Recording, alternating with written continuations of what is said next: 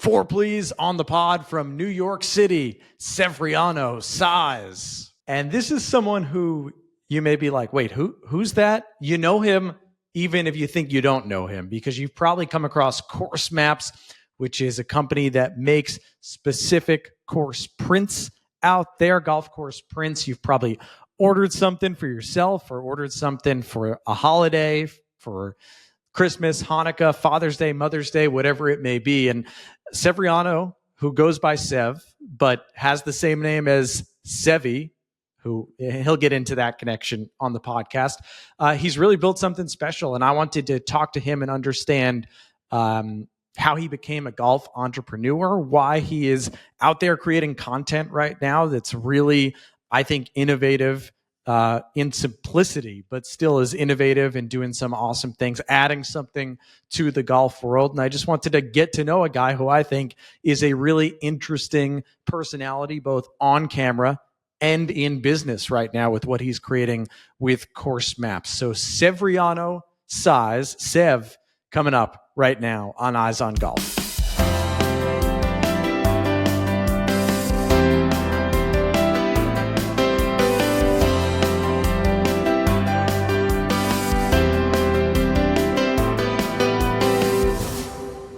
Severiano Saiz is the founder of Course Maps. And I was telling you this before we started. Every time I'm looking for a gift or something for someone, I'm looking for golf art.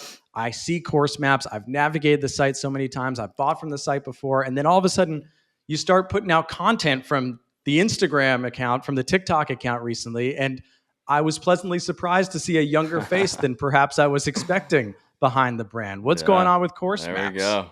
Yeah, man. Just been cranking out some content lately. Been about a year since I turned the faucet on, and yeah, I guess I'm an Instagram guy these days. I never thought the day would come, but got to do what you got to do, as they say. Well, I think your content's awesome. I think your editing quality, the whole thing is great. And if you told me that you were a film major or something, I'd believe it all. Gosh, it's high praise, man. But I want to start before I really want to tell the story or understand the story of how you got into this golf entrepreneurial space. But the first thing I have to know is your name. Yeah. Where does it come from? Were you destined to work in this field? Yeah, no, my dad guaranteed that I would not be able to hit it straight off the tee. That was my destiny. And I certainly backed that up. No, I guess it's a simple story. My dad is Cuban. I guess if you go back far enough, we trace our family to Spain. And yeah, Seve was just a personal hero to him. And he had a son and decided, I'm going to name my kid after him. And yeah, it's been fun. I feel like it was kind of, I'm a big believer that people become their name. And yeah, I think I was always meant to do something with golf. It took me a little bit longer than I would care to admit to come around. But yeah, it's a tough moniker to, put out your hand on the first tee and say, "Hey, I'm Seve," and I was like, "Oh God, you better be a player." And I'm like, lower the expectations, please. Well, the name is Severiano. You go by Sev, not Seve. Was that a conscious decision? Oh God, just like elementary school, I was Seve, and then I think I kind of hit that point where I was like, I'm a grown up. It's like Timmy's turned into Tim and whatever. And I was like, I'm Sev now. And yeah, it's kind of just been that way ever since. So I don't know, maybe someday I'll flip it back on and go by Seve, but yeah, for the time being, just Sev. It's easier on everyone else too. So. All right. So, you're Sev, maybe you're trying to work your way into Seve as time goes on. What was your early golf life like?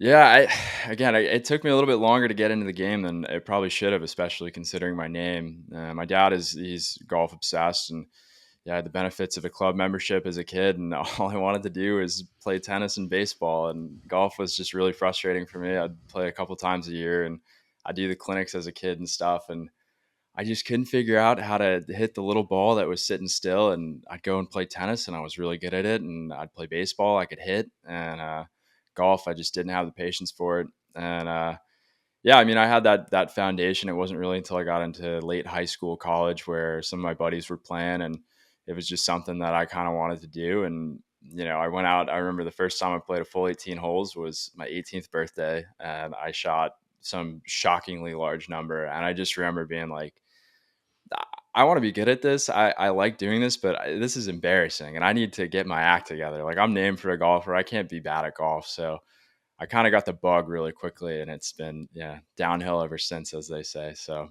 So take me through, how does course maps start? Is this like a teenage dream of yours, a college dream, post college? When does it yeah, start? gosh, the boredom of the first job out of college that's probably where it started. Yeah, as a kid, I was definitely always very entrepreneurial.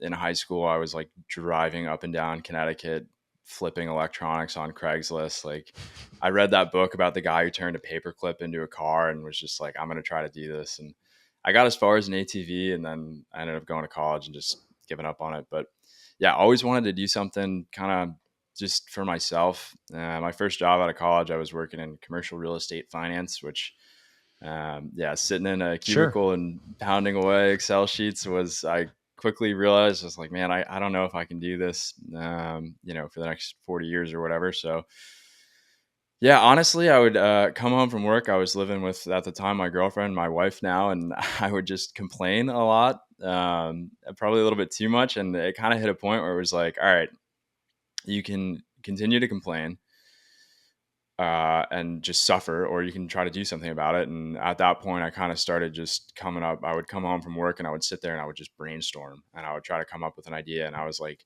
I really want to work in golf. I really want to be able to go and play golf when it's nice on a Wednesday. How can I make that happen? I was like, all right, you gotta have a job in golf. Like, just figure something out. And yeah, I came up with a lot of really bad ideas, like a lot of really bad ideas, and I would chase some of them down for a little bit, and as far as they could go. And then, yeah, I kind of arrived on the idea for course maps, just through, yeah, sort of like an osmosis of so many different things. I mean, I've always been really interested in maps, weird interest of mine. When I was a kid and at some of the golf courses I've been to, they'd have the original course drawings up, which I always just was fascinated by.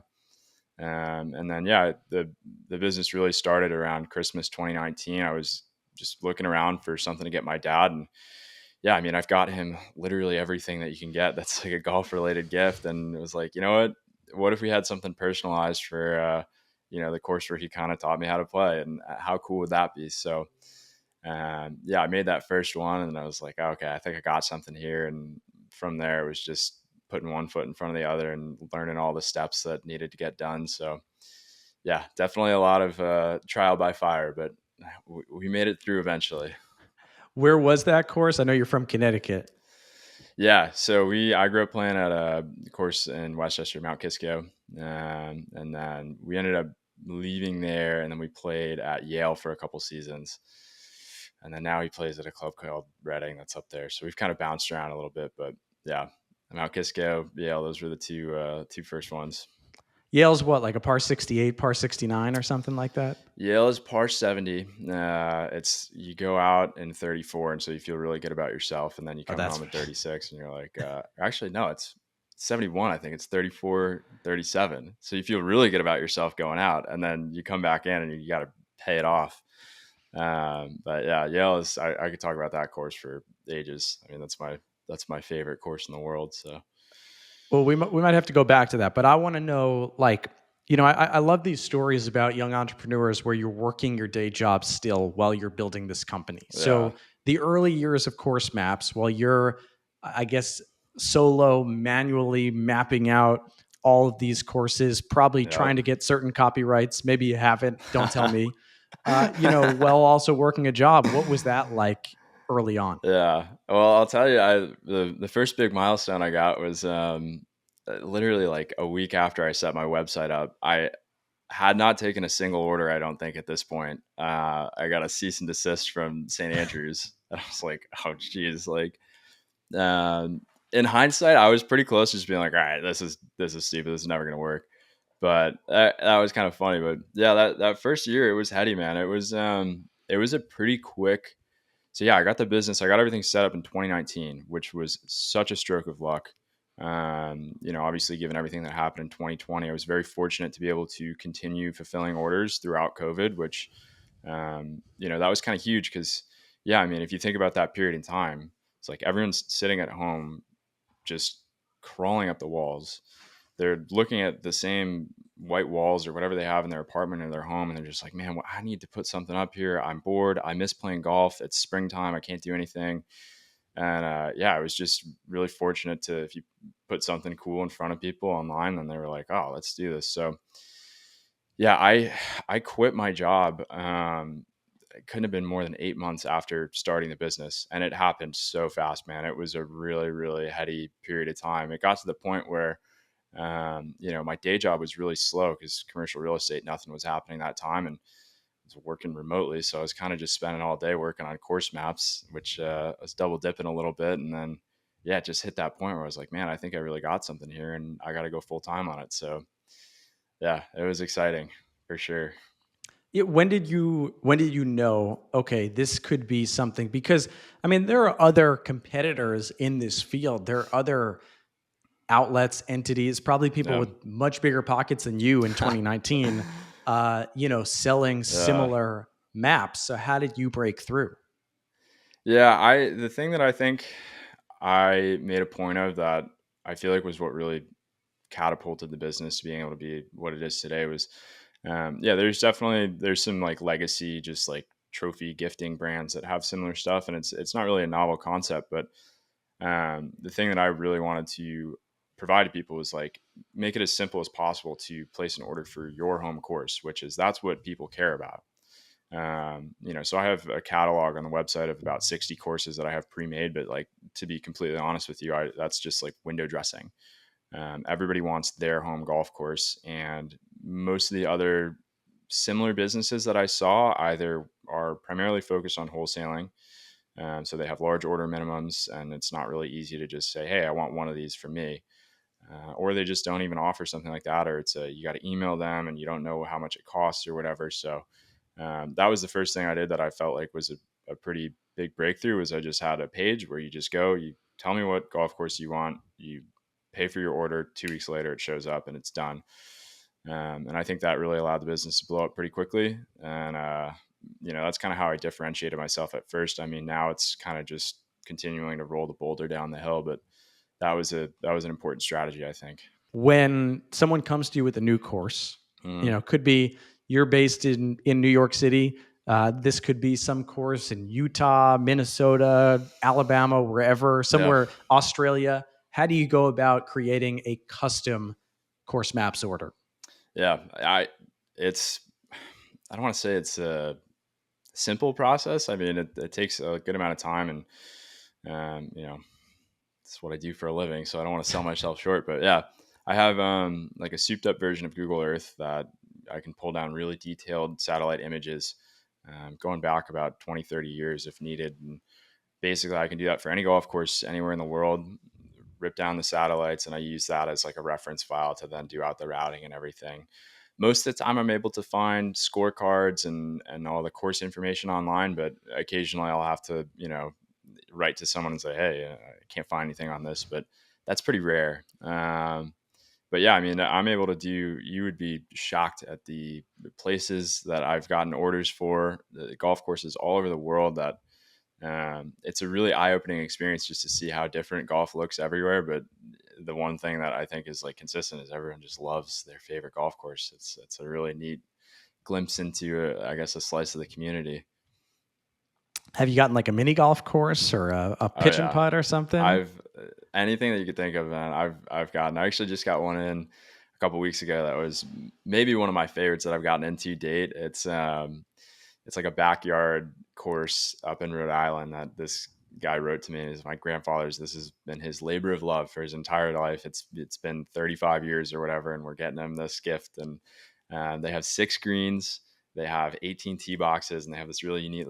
It's like a par 64 or 65. It's maybe 4,500 yards, and it just looks like that's so cool. And just hearing the stories behind courses like that too, where it's like this is the most special place in the planet for this guy and this family, and I get to make something that's a little, keepsake along the, to commemorate it. It feels really cool. So, Is this just you? Because I mean, I looked on LinkedIn on course maps. It's one mhm. employee, and it's just you. right now? Yeah. So I do have like sales reps. I've got, guys who their job is to go out and find me wholesale orders.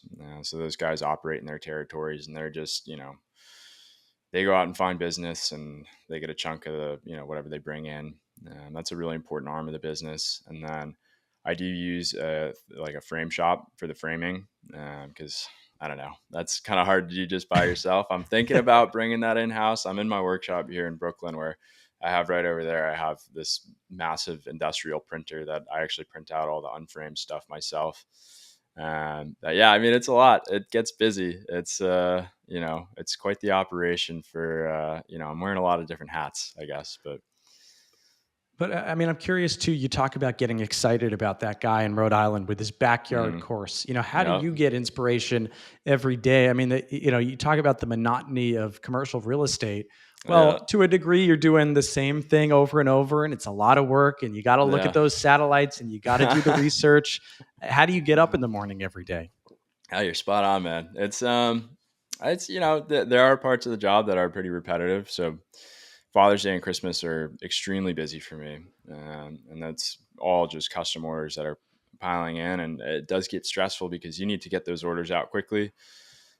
People need to get their stuff on time. And, those stretches, I'm basically working for 6 to 8 weeks, pretty much 16 hours a day, which is funny when you think about it, right? Like I work so hard to not have a 40-hour work week, and in exchange, I'm working so much more. But the benefit is, yeah, man, I love golf. I love working for myself. There's so much freedom and flexibility with it.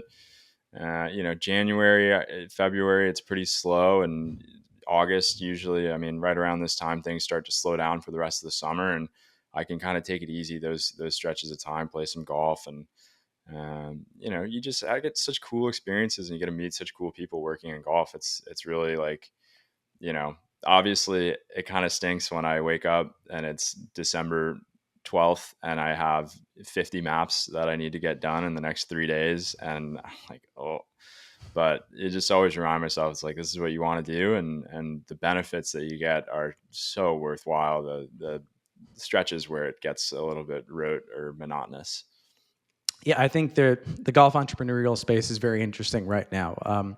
We had a guy, Ethan Andrews, who founded Par Four, which is a live streaming Hmm. golf app recently, and that sort of also sparked my interest in terms of I want to learn about a lot more of these stories. I want to, Yeah. your business probably would have been difficult to start at in your 20s, 10, 20, 30 years ago. But now you're here, Oh yeah. you're meeting people. I'm sure there's people reaching out to you. What do people not know about that golf entrepreneurial space right now?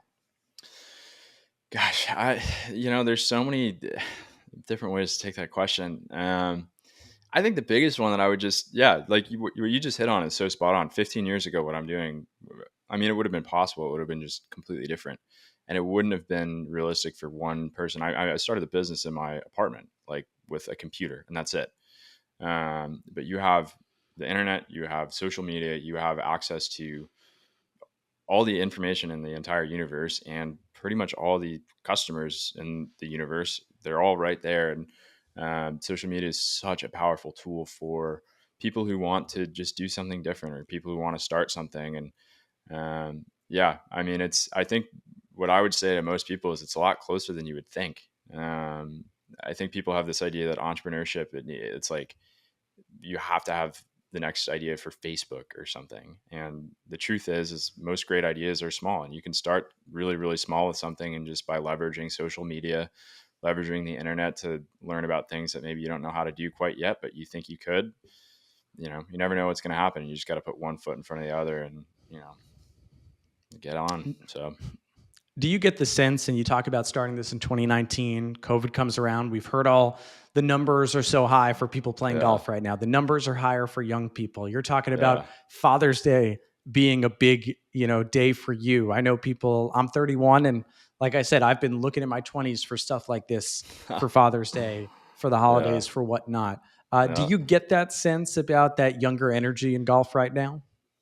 I think so. To an extent, I think it is natural for, you're 31, I'm about to be 29. Like, we're kind of in that same age bracket where this is traditionally the age range where most people would get into golf anyway. Yep. So a lot of people are having, I think, what is a very natural progression into like, okay, I'm around 30. I can't go and play pickup hoops for 4 hours anymore. Like I need an activity. And a lot of those people probably would have landed on golf eventually anyway. But I don't mean to say that to discount the sort of energy that's around golf right now, because there is definitely something happening where all of a sudden golf it's sort of a trendy vogue thing, which is very unique for, I mean, if you're a lifelong golfer, that's got to be a new thing for you as well. Like I remember when I was in college and I was getting really into it, everyone's like, what? Like, golf, man? Like that's so lame. I was like, no, you guys don't get it. But yeah, I don't know. There's definitely a bit of a groundswell, and it's cool. It's cool to be a part of it, I have so many friends that wouldn't play golf with me, in high Yeah. school, and now they Yeah. want to play golf. And now I'm planning my bachelor party right now, and I'm Yeah. like, Oh, there you wait, if go. I play scheduled golf, like, will enough people be enthusiastic about that more so than they used to? I'll say I see some people, some people who have more time than I do to play golf, and they're getting Yeah. better. And I'm like, Yeah. wait a second. Oh I've been yeah. playing golf my whole life. This guy just started like 5 years ago. I can't let him get better than me. They're zooming past. Yeah, that's how it goes, man. It's funny. My buddies who all of a sudden everyone wants swing tips and Yeah. go look at that.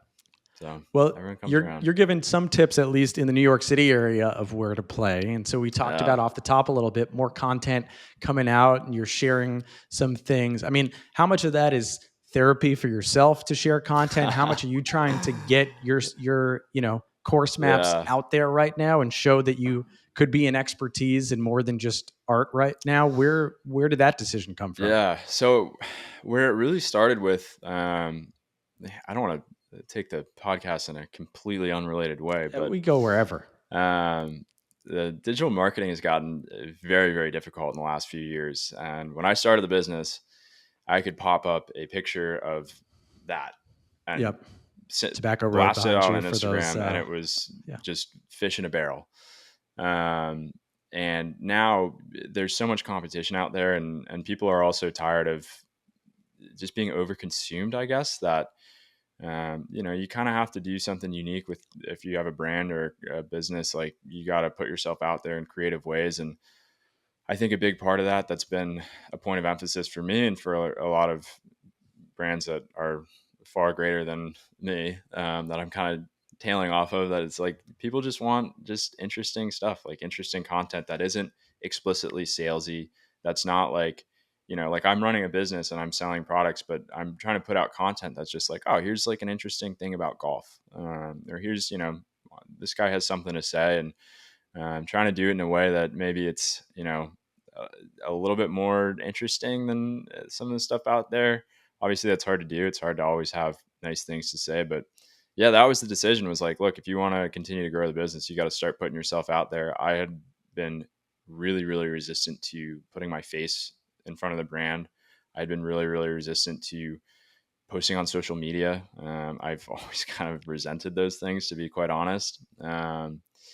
But I think it was probably one of the best decisions I've made so far because the response has been really good. It's been great for the business. And I've actually started to enjoy the process of making videos. And it's nice to, if you think you have something interesting to say or an interesting perspective, to put it out there and see what people think. And it's been fun to, see what the response is for those kind of things. So yeah, it's a weird process.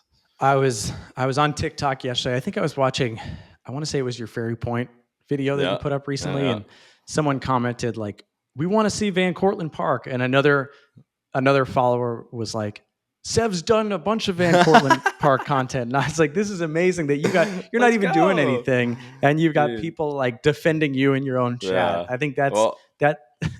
all my boys from high school and college they're all writers in there. I mean, my dad is in the comment section sometimes. I'm like, oh, you don't have to be in there doing my bidding for me, but it's cool, man. It's fun seeing stuff like that.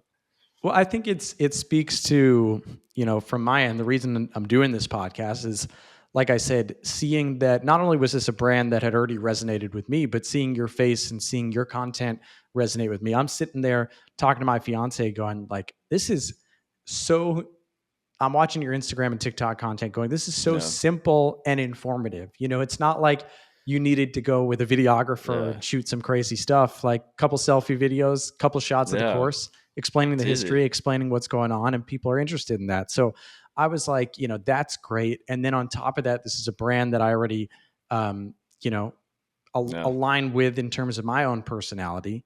I mean, so Sure. as I'm kind of saying this, why does this Course Maps brand, you included, fit with the golf space right now? Yeah.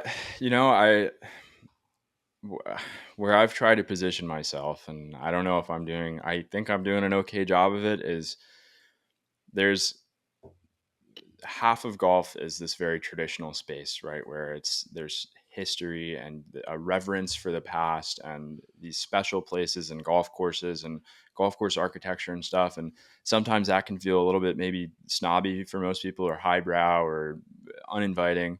And then there's this whole thing that we just talked about where there's all these people are piling into golf and there's all, this whole movement of like, oh, golf is cool now, man. And there's people who are like, yeah, I'm going to wear the hoodie on the course and you're not going to tell me anything about it. And it's like, yeah, man, no one is going to tell you anything about it. That's totally fine. It's awesome. We're so glad that you're in the game. Like I would like to be kind of in the middle of that, or maybe try to bridge that a little bit where, I'm making stuff or saying stuff that people who are in that more traditional space can appreciate that, hey, I actually know my stuff when it comes to golf course architecture.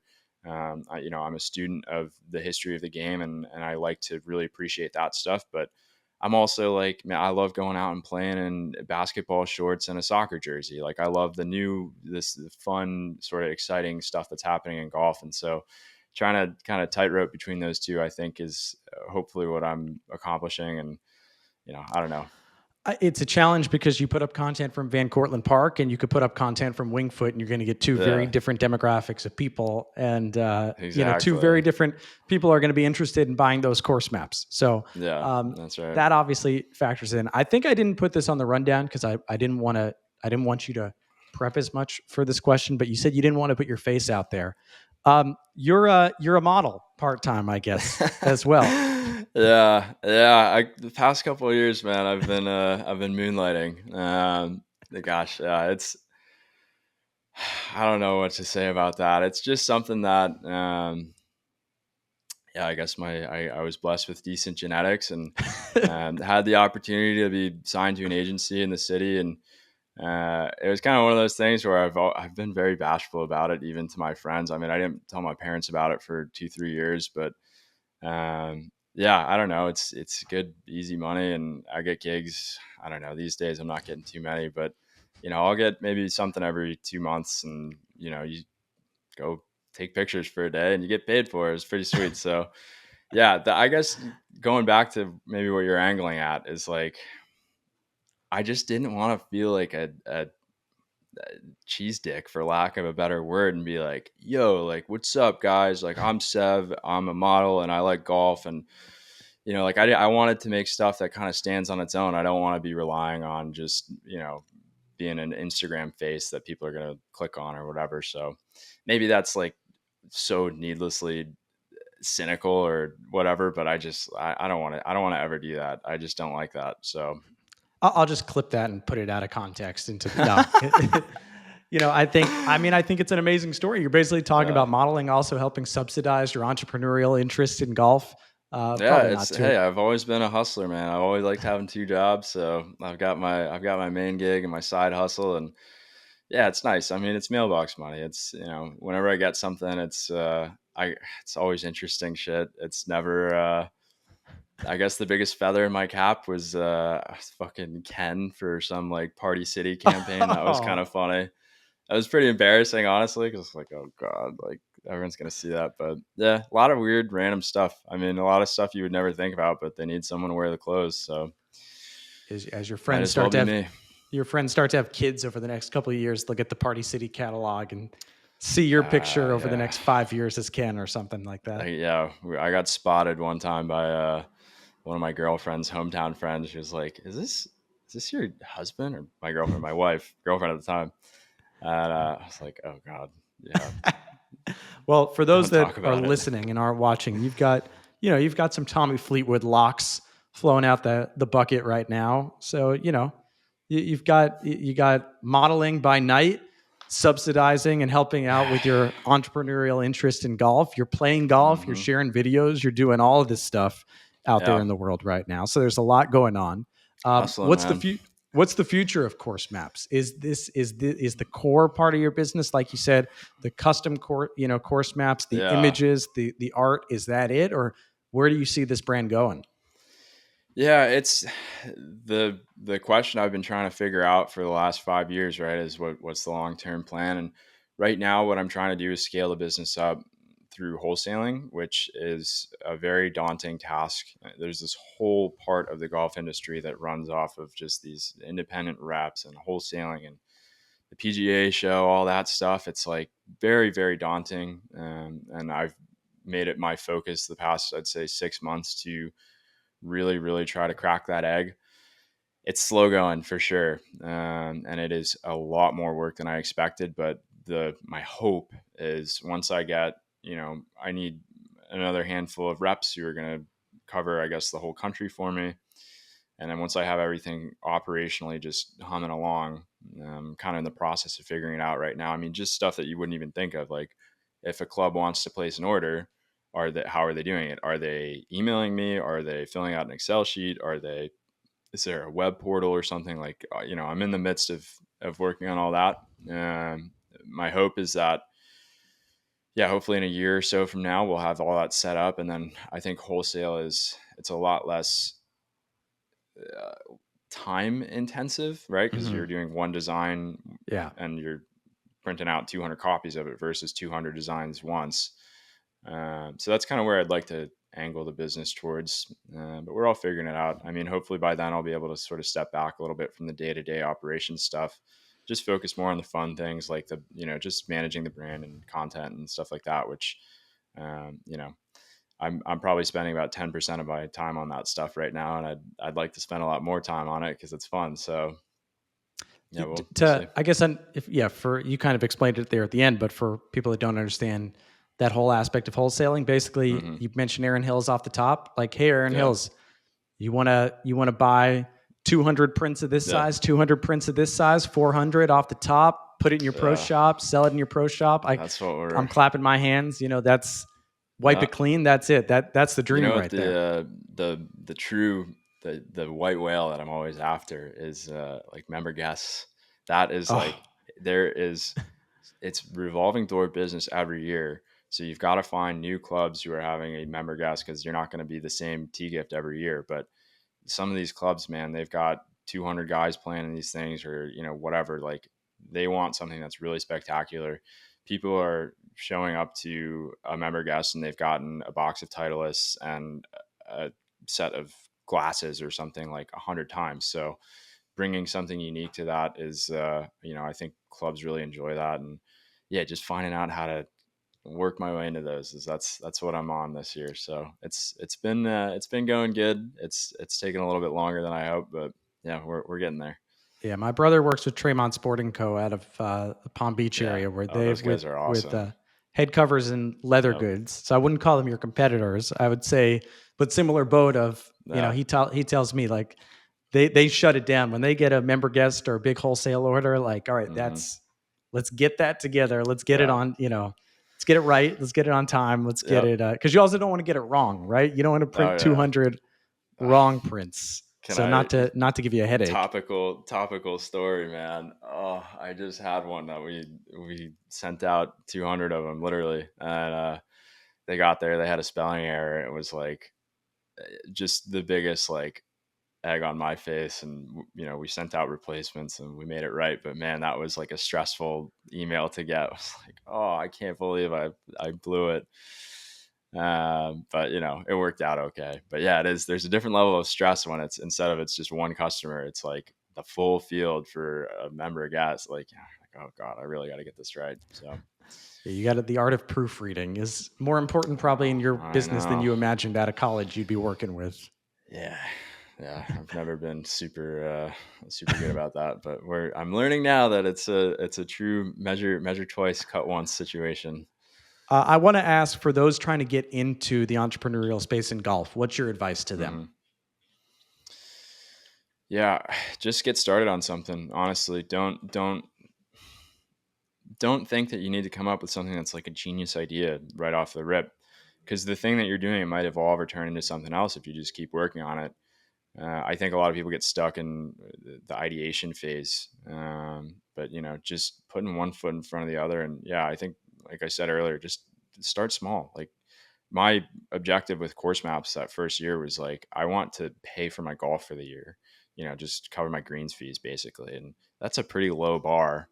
Um, but yeah, I mean, it was like, that was all I was hoping to accomplish. And I couldn't have imagined that it went as well as it did. But just by having an easy, manageable goal and something that was relatively simple to start up,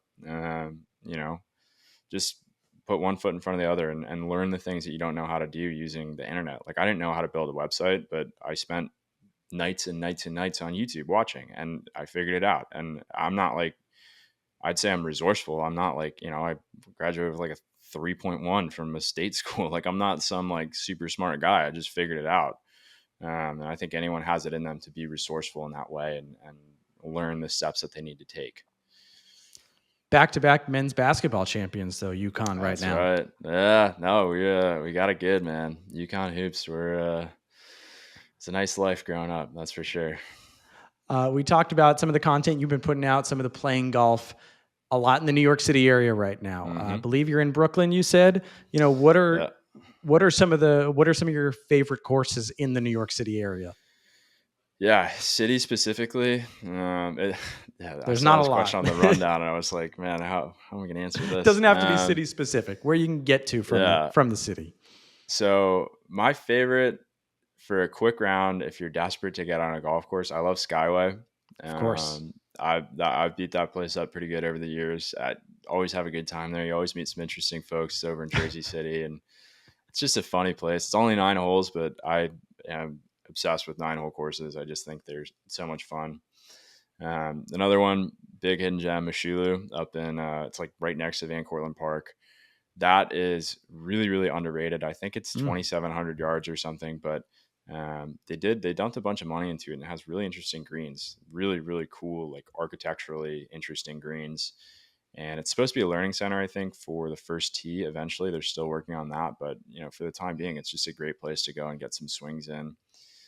Obviously, a Bethpage is, that's a, how could you ever top that? But yeah, I mean, there's a lot of good tracks. Francis Byrne over in what was it? I forget the town, but it's over 20, 30 minutes from the city. That's a good architecturally interesting golf course, public, it's affordable. Yeah, I mean See, you're I'll just go drawn to anywhere. the architecture. That's Yeah, what it all comes down to. yeah, good Uh, courses, man. Other than Bethpage Black, what do you like to play at Bethpage?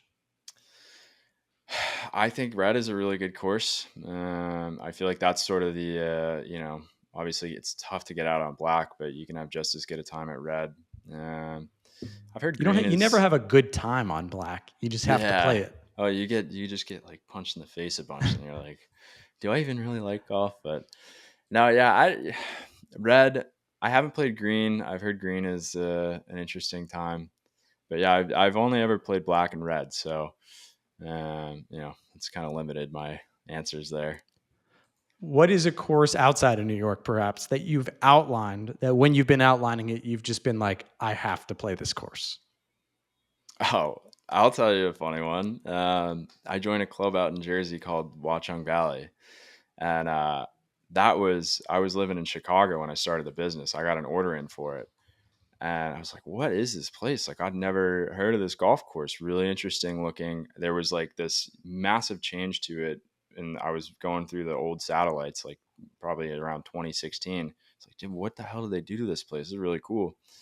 And yeah, I emailed them when I moved to the city and was like, hey, I want to come check out the golf course. Like, it's cool. And I ended up joining up out there. I got a really nice little junior membership. That was probably the best example of a course where I was like, man, I really want to go see this place. It was drawn up by Seth Rayner way back in the day. He died before they ever moved any dirt around. But one of his assistants finished up the course. And I guess over the years, it just got kind of run down. It was sort of like a local club that just, didn't get a lot of love. And then, yeah, the owners decided to just put a ton of money into it a few years ago, and what they've done with the place is incredible. So yeah, that would be a good example for somewhere I saw first and then was like, I want to go see this place.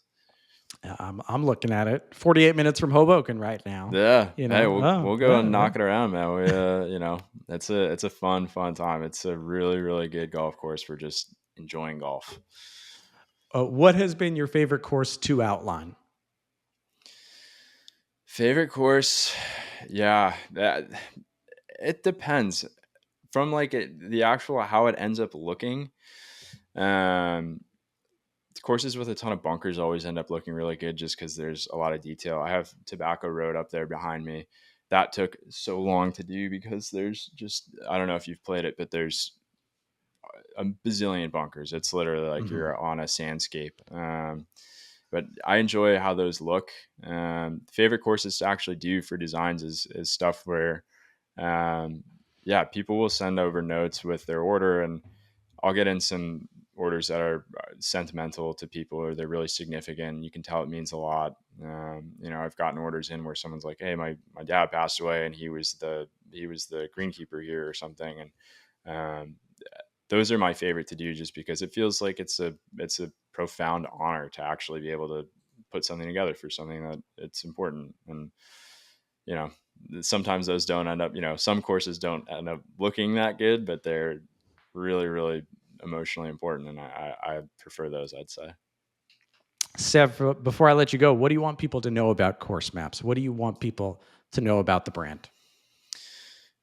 Gosh, where to start, man? I would say the biggest thing is just, you're supporting a small business by a guy who has a dream, and I love golf, man. And what's cooler than that?